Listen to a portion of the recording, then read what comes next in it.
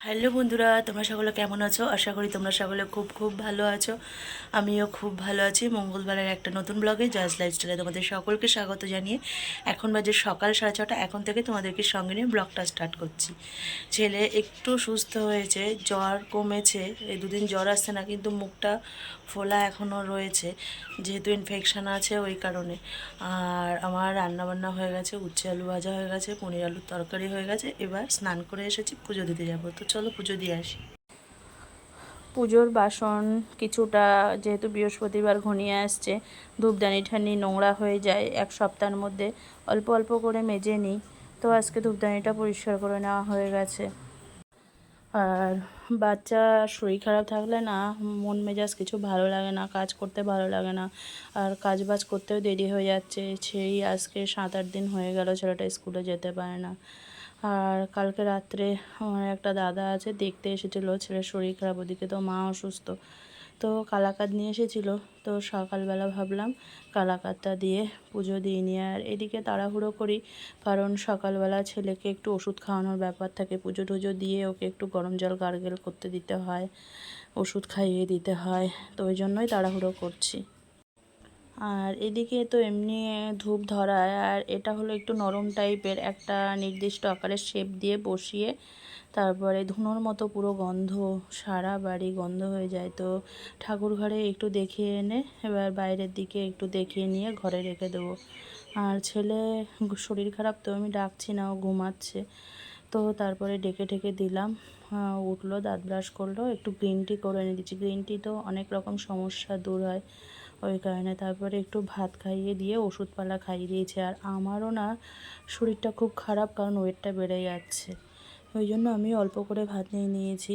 আর ছেলের দেখো নিচটা ঝুলে যাচ্ছে আস্তে আস্তে, মুখের সাইডটা একটু কমেছে, আগের থেকে একদম কমেছে তা নয়। মানে যাই হোক, বাচ্চা মানুষ তো খুব টেনশন হয়, একটার থেকে আর একটা হয়ে যায়। তো অনেক সময় জ্বর ঠর হলে অন্যান্য রকম নানা রকম সমস্যার সৃষ্টি হয়। ওই কারণে ঠাকুরকে শুধু ডাকছি, ঠাকুর তাড়াতাড়ি বাচ্চাটাকে সুস্থ করে দাও। ও সুস্থ না হওয়া পর্যন্ত আমার মনে আর শান্তি নেই।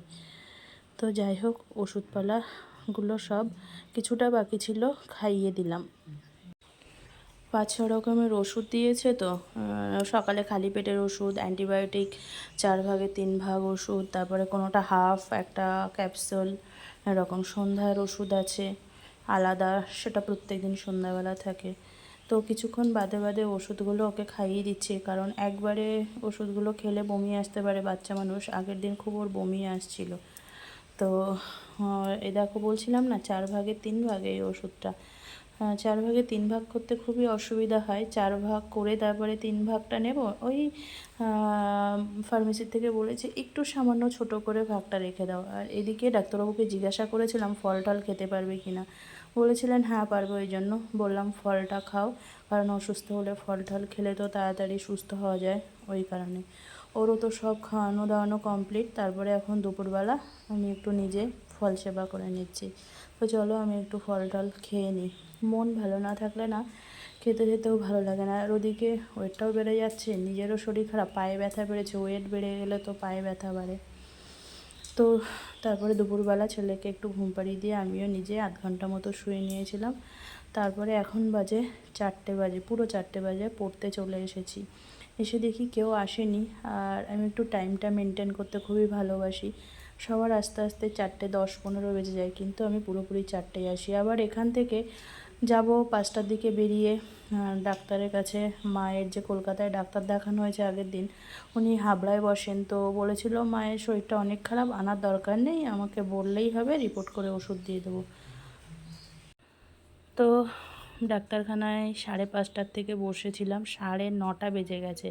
তো বাড়িতে চলে এসেছি, এখন 9:45 মতো বাজে। তো এসে পনির দিয়ে ভাত খেয়ে নিচ্ছি। আর বড়মশাইয়ের স্কুলে একজন স্যারের ফেয়ারওয়েল ছিল, তো কিছু প্যাকেট সিস্টেম মিষ্টি কালাকাঁদ এইসব ছিল, তো আমার জন্য কিছুটা রেখেছিল। তো ওইগুলোও ভাত খেয়ে একটু খেয়ে নিচ্ছি।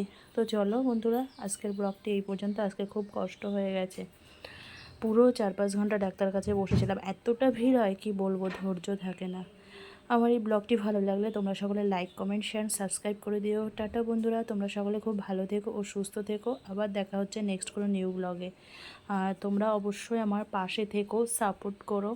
তোমরা যদি একটা লাইক কমেন্ট করো আমার না অনেক ভালো লাগে, এত আনন্দ হয়। কারণ হয়তো ভালোভাবে ব্লগ তোমাদের সামনে দিতে পারি না, যেমনভাবে পারি তেমনভাবে তোমাদের সামনে ব্লগটা উপস্থাপনা করার চেষ্টা করি আমি। তো আমাকে তোমাদের একটা লাইক কমেন্ট কিন্তু অনেক মোটিভেট করে তোলে ব্লগ বানাতে।